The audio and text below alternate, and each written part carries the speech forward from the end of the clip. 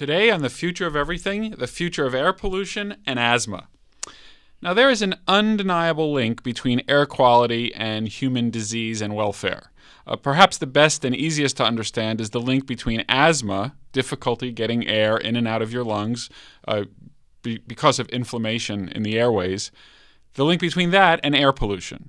Of course, air pollution is affected by human daily activities like factories, vehicle emissions, and other things, as well as big events like forest fires and other natural causes of air pollution. News stations are now telling us almost every day about air quality ratings. Sometimes they even tell us don't go outside, or if you're ill, don't go outside, because they really can't tell us not to breathe, so they have to tell us something else. Now, there are movements for people to reduce their carbon footprint, and many of us try to use our intuition to make good choices, but not always with good information about what will make the most difference.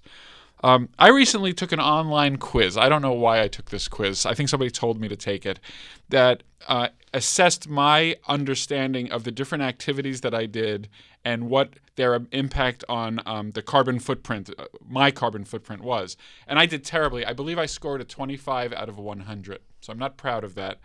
But I remember one of the things I didn't realize is that throwing away food turns out to be a huge bad thing because of the amount of energy it takes to create the food, transport the food, clean and cook the food, that when you throw out extra food, it turns out to be an inordinate amount of kind of waste of energy and resources. So there you go. So I'm not throwing out as much food in the last 3 days. Cars are another big opportunity. There have been strides in reducing emissions in combustion gas engines, but these pale in comparison, I think, to the very low emissions of electric cars. The infrastructure for electric cars, however, is still being developed, and they're costly, and there are other logistical challenges to getting yourself into an electric car. Dr. Sharon Chinthrajah, Dr. Sharon Chinthrajah, forgive me, is a lung and allergy specialist and a professor of medicine and pediatrics in immunology and allergy at Stanford University. She works on these issues. Sharon, what are the main sources of air pollution, and how good are we at monitoring these? Thank you so much for inviting me to your show to talk about these important issues. Air pollution is made up of different components. We do a good job of monitoring it with the air quality index, and that measures ozone and particulate matter down to 2.5 microns. To put it in perspective, the thinnest strand of your hair is about 70 microns. So we're talking about really small particulate matter. And who makes these AQI, air quality index measurements? That's a great question. I think it's government agencies that measure the air quality. There's different stations around the state, and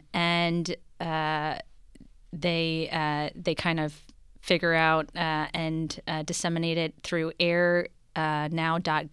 Okay. So anybody can go to airnow.gov and plug in their zip code and find out their local air quality index. And this is something that I advise all of my patients to do, particularly those who have respiratory illnesses. And as a lung specialist, do you feel that this measurement is a pretty reasonable measurement in terms of the scientific basis for acting on it, like not going outside that day or staying inside? These are all reasonable things. Yes, very reasonable. And in fact, over the summer and even now, we're having air quality days, spare the air days. Spare the air, yes. So this is also another measure where there's public announcements to make people aware that there is going to be poor air quality because of different factors. So high temperatures, different air pressure systems, wind movement that then kind of make the air quality or smog very apparent for that day. And it encourages people to do whatever they can to limit their contribution to the air pollution and their exposure. Now, you see the effects of these bad air days, I would guess, in the clinic. Does the clinic actually change its activity from day to day based on the air quality, or is it more of a long-term problem? It's more of a long-term problem. I definitely see the effect in our clinics. Poor air quality affects everybody.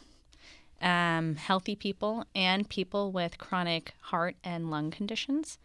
And, in my lung clinic, I see people coming in with exacerbations of their underlying lung diseases like asthma or COPD. People also have just normal healthy people can be irritated when really poor air quality days are present, with irritation just from the pollutants on the surfaces, anything that the air comes in contact with. So your eyes can get irritated, your nose might feel like, you have irritation, more runny nose or a tickle in your throat because of postnasal drip or throat irritation, and maybe even itchy skin. And in combination with anything else that's going on, so if you're in allergy season, the two can work together and make your symptoms even worse. So this is, that all those experiences resonate with me. Are there things that people can do kind of low-tech ways? So there's this idea of staying inside. We've seen some people wearing masks. It looks a little ridiculous, but maybe it's not so crazy. Do you recommend masks? Should people take allergy medicines when they're getting these kind of irritating symptoms? Are there things for the skin? Just kind of, are there basic things people can do when they're experiencing one of those days? Yeah, no, those are great questions. So things that I tell all of my patients when they come to see me is to prepare for bad air quality days. We don't know when they're going to hit. We don't know when there's going to be natural disasters like wildfires or other things that make the air quality poor. So I do encourage for really poor air quality days that people do wear a mask when they're outside. Okay, so it's not crazy. It's not crazy. And the mask has to be well fitted to the face, so that it's really doing a good job of filtering the air that you're breathing in. So perhaps tying a bandana in front of your face is not going to do the trick. It's not going to do the trick. Even though it might look cooler than a white medical mask. Yes, and nowadays, you can purchase things online that are cool air masks that filter down to particulate matter 2.5 microns. That's the key. That is the key. And so when you're outside in these poor air quality days, so now the air quality index has a range of different colors and different levels. 0 to 50 is typically thought to be good. 50 to 100 is okay. And then above 100 is where people who are susceptible or have chronic illnesses might be affected by poor air quality. Above the level of 150, which gets you into the red range and maroon colors, then anybody, even healthy individuals, can be affected by air quality. So this is something to pay attention to. And then this is the future of everything. I'm Russ Altman. I'm speaking with Sharon Chinthrajah about air quality and some of the interventions we can make to help our personal experience of poor air. I'm sorry, I interrupted. No, thank you. And so when you see those different measures, you try to limit your time outside, like you mentioned, particularly when you get above an air quality index of 150. Okay. You can wear masks when you're traveling outside and if you have to be outside. For your job, particularly for people who have outdoor work, really this is important for them to stay hydrated. If you do experience irritation in your eyes or your throat, really to go inside and wash your eyes away, wash all of the air pollutants that are stuck on you away from your face. I tell people who are more susceptible that if you're spending time outside and then you come inside to change your clothes even. Wow. Because it kind of becomes a carrier of all this stuff. Yep. Stay hydrated. And then when you're traveling in between places, to recirculate the air in your car, make sure that your air filters are okay, that you're not keeping your windows down. Really be mindful about limiting your exposure to the poor air quality outside. Wow. So these are good. And the one other thing I wanted to ask about was skin. It's kind of related to the clothes. Is it true that showers, increasing numbers of showers could be useful under these situations, or is that not really known or useful? I don't know that it's known, but I don't think it's a bad idea to, particularly at the end of the day, if you've been outside in poor air quality all day, to change your clothes and to, just have a quick rinse off, to remove any air particulates that it might have deposited before you lay down on your hair and, sleep on anything that might have been caught in your hair or on your skin for the next, 8 hours or so. And that's what we also tell our allergy patients in allergy season, to kind of take a shower at night to wash all that away. So it's almost as if this bad air gives everybody some sort of kind of allergy. Or at least those allergy symptoms. Well, I know that in addition to your clinical practice, your research interests are in emissions and air pollution and the health effects. And can you tell us what are the big questions you're approaching in your research? Really is what does poor air quality or bursts of poor air quality do long-term to the immune system. We've seen in areas in developing countries like India, Asia, where they suffer poor air quality days many days of the year, that the lifespan is shortened. There's premature deaths. There's exacerbation of underlying lung issues, cardiovascular issues. So there's more deaths from heart attacks and strokes in countries where there is poor air quality. Now, are people able – so I'm sure that people who are listening are wondering, but those countries often have many, many health challenges in addition to the air quality. So have people been able to tease apart the contribution of the air versus water problems or food access? Do we know that the air itself is one of the causative factors in these diseases? Yes, there have been long, nice studies published by the WHO looking at the contributions. This is the World Health Organization, not the rock band. Thank you. I don't think they've published much on air quality. Certainly sound quality, they've made a lot of statements. Yes, thank you. And so these are ongoing investigations. It is hard to say definitively that it is poor air quality, because you're right. There's many, many issues in developing countries for access to health care, et cetera. But this is one of the things that our center is very keen on investigating is what are the short-term consequences on the immune system and immune development, and what are the long-term consequences? Now, you've had a lot of discussion in the press that I reviewed before we met today, particularly on car emissions. And I think you even went on record of saying you drive an electric car and you do it for a reason, not just for fun. Tell me about car emissions and where we are today, where we need to get to, and some of the things you've been looking at in advancing that agenda. Yeah, so thank you so much. Car emissions in California account for 80% of air pollution in California. Oh, so this is Yes. not a little fraction. This is the majority. Yes.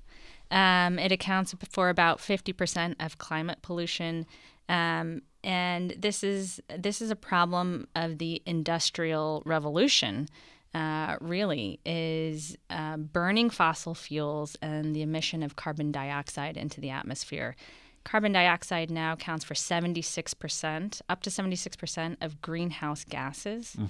And greenhouse gases are important because it contributes to the atmosphere's ability to trap heat on Earth.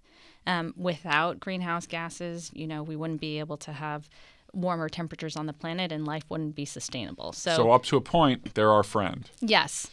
But since 1970, the increase in carbon dioxide has increased by 90%.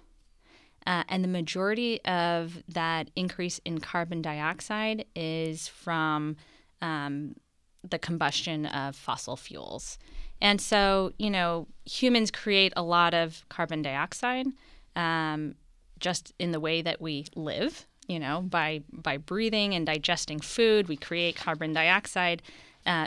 There are natural combatants to that carbon dioxide, right? We have trees and plants that utilize that carbon dioxide as their own food with water and sun and photosynthesis. Kind of a miracle. Yes. To then take carbon dioxide out of the air and create oxygen and other organic compounds, right? The problem is that we are making more carbon dioxide than the plants and vegetation can absorb. And so this is a health emergency because our rate of carbon dioxide production, it just continues to rise.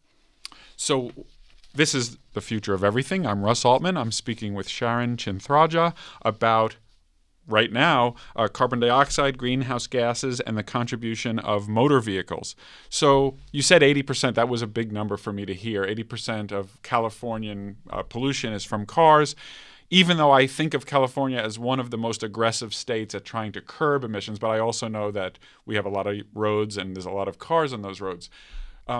Do electric cars really make sense for this problem? And I know you're doing some things to try to get electric cars in the hands of more people, or not really in the hands, in the possession of more people. Yeah. So it's not me. There's this the California Air Resources Board and Bay Area Quality Management are trying to make it possible for electric vehicles to be affordable for all communities. And to answer your question about do electric vehicles make a difference, yes. Okay. It reduces our air pollution because of the tailpipe emissions. Mm-hmm. It's a little bit of a tricky question. It depends on where the electricity is generated from. 85% of our electricity is generated from fossil fuel combustion.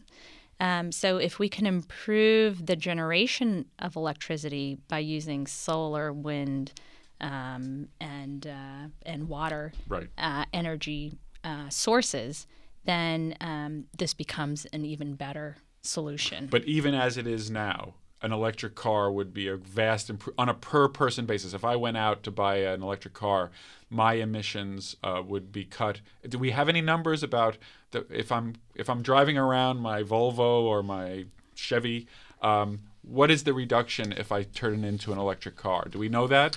I think that there are some estimates out there. I don't know it off the top of my head, but I know that California has estimated the number of dollars spent on air pollution and kind of introducing these measures to make it more affordable, and we're talking on the $1 billion range, because by reducing air pollution and tailpipe emissions and greenhouse gases, we're reducing healthcare costs of that's transmitting into emergency room visits, hospitalizations for the exacerbation of the underlying medical conditions. So there's all the ripple effects. It's not just about the saved carbon footprint from the combustion, but there's all those secondary effects of the costs for healthcare, job, people being out from work, and all of these. Exactly.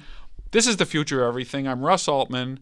More with Sharon Chinthrajah about air pollution, combustion, and what we can do to protect our health next on SiriusXM Insight 121.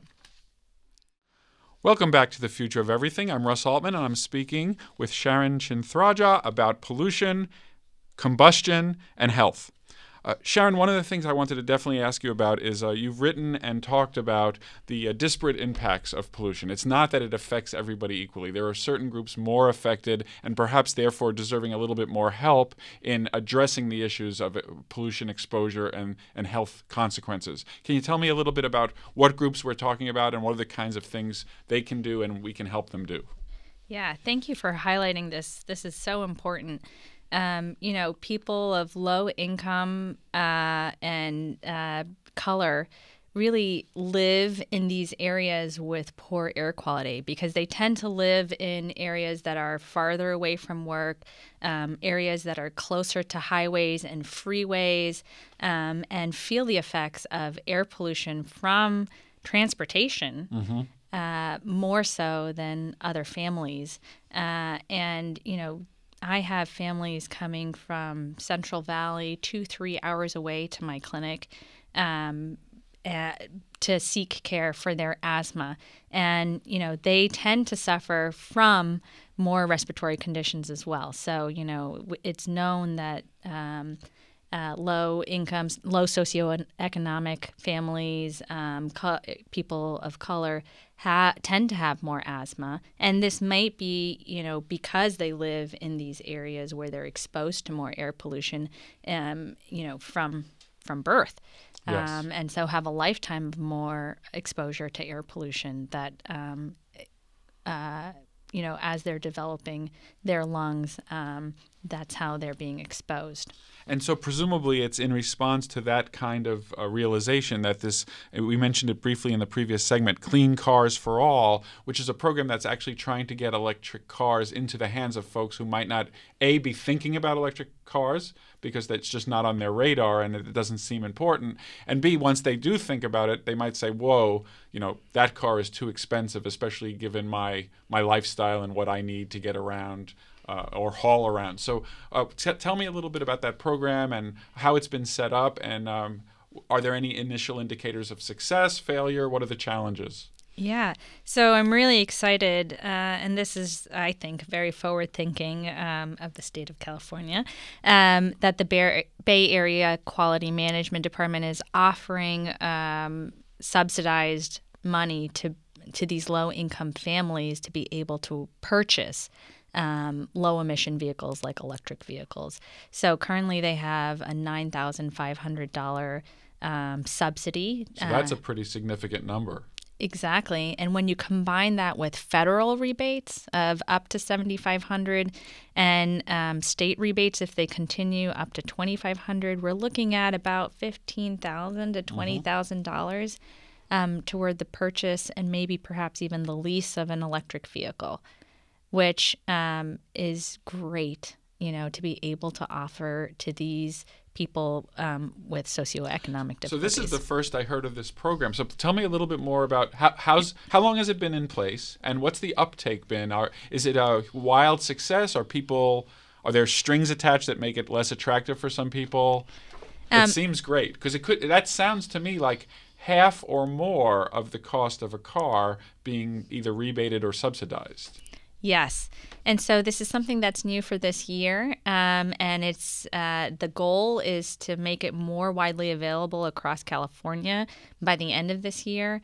I think that it's been successful, but I don't have the exact numbers for you as to whether or not it's getting into the hands of the people who need it the most. So because it's a new program. Yeah. And my understanding is that experts like you were advisors to the state as they were deciding whether or not this would be a benefit. Am I getting that right? Yeah, I mean, the California Air Resource Board has many members and advocates really for clean air and reducing emissions and setting standards within California to reduce our carbon footprint and hopefully reduce, the effects on global warming, essentially. Yes. This is the future of everything. I'm Russ Altman. I'm speaking with Sharon Chinthrajah about, right now, this amazing Californian program to give rebates and incentives for electric cars. So presumably people can Google this and find out about what the eligibility criteria are and which cars would qualify, I guess, matters. Exactly. I'm sure that the 100% electric cars are probably eligible, but it would be interesting to know, for example, if these hybrid vehicles are also eligible. Do you have any insight about that? I know this is in the details, but... Yes, and so you can go online and there's a nice little table. Oftentimes it's synonymous with the cars that actually qualify for the carpool sticker as well. And you're right, there are electric vehicles that qualify. There's also plug-in hybrids. Particular ones that qualify for this program. So there's a program which could be part, and this gets me to the next area that I wanted to talk about, part of an overall strategy for an individual or a family to reduce their carbon footprint. I mean, it's a feel-good activity, but it sounds like from your initial comments, it's not really optional. It's kind of mandatory that we all start thinking this way. So can you kind of, as a physician and as somebody who cares about the public health, can you give me a sense of where people have the greatest opportunity for reducing their carbon footprint and how this can especially help in your practice of seeing less people with asthma? Yes, these are great questions. So it seems like an overwhelming, daunting task, yes, right? But I think that we each have to take ownership of what we can do to reduce our own carbon footprint and then lobby within our local organizations to create practices that are sustainable. And I'm sure we also have to have an educational component so that the young people get this from birth, basically. Exactly. What you do matters. And so there's simple things, like reducing your transportation burden, because as we talked about, that's a huge contribution to air pollution.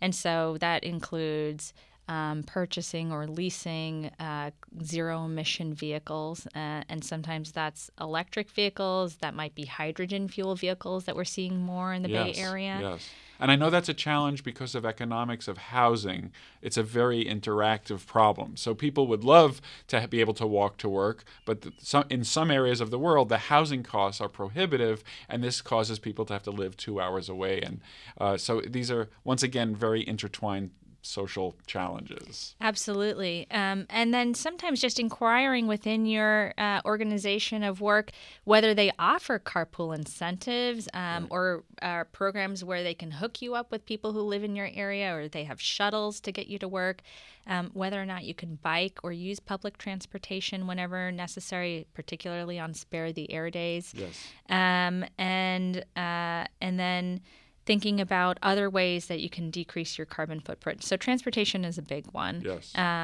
Cars, trucks, that's big, but also airplanes. So, thinking about taking a local vacation instead of something across the world. So that's a significant contributor as well, the air flight. Yes.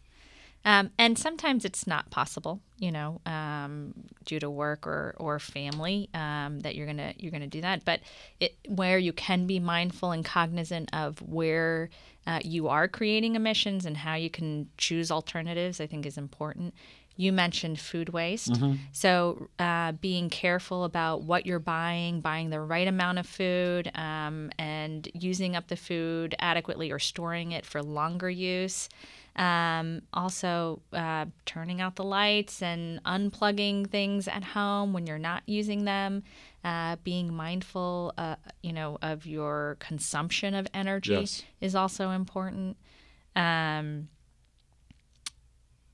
And all of this will lead to less asthma. That's the hope.